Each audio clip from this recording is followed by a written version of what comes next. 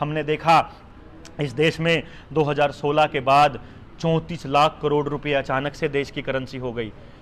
पहले ये कहा था ना मोदी जी ने, जो 70 साल में कांग्रेस नहीं कर पाई वो हम 5 साल में करके दिखाएंगे, वो यही था। 70 साल में कांग्रेस ने छापे 16 लाख करोड़ रुपया और 5 साल में मोदी जी ने छाप दिए 18 लाख करोड़ रुपया।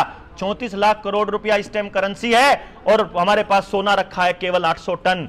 800 टन का मतलब है केवल 4.8 लाख करोड़ रुपए का सोना है। इसका मतलब 29.2 लाख करोड़ रुपए की पेपर करेंसी फर्जी है, फर्जी नोट में कारोबार चल रहा है। इसीलिए बैंक इन नोटों को वापस ले रही है ताकि आप लोगों को यह कह सके कि ये नोट के बदले में अपना रुपया ना मांग सके।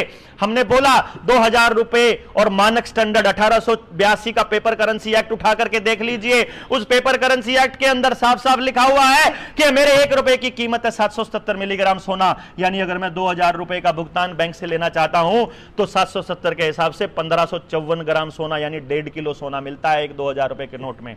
और जब इसका हवाला दे करके जब हमने बैंकों के आवेदन लगाने शुरू किए, जब हमने मकानों के आवेदन लगाने शुरू किए, तो आपने देखा होगा कि बैंक वालों की बोलती बंद हो जाती है।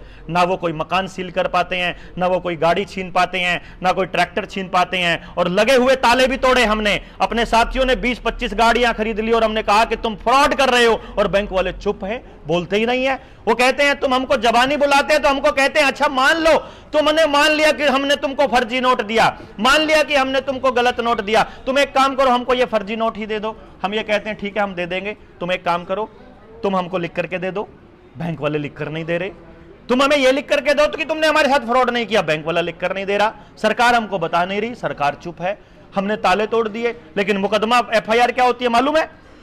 एफआईआर होती है कि बैंक कर्मचारियों के साथ हाथापाई करी, उनको मारा, सरकारी काम में बाधा डाली। जबकि बैंक सरकारी भी नहीं है, बैंक तो प्राइवेट कंपनियां हैं।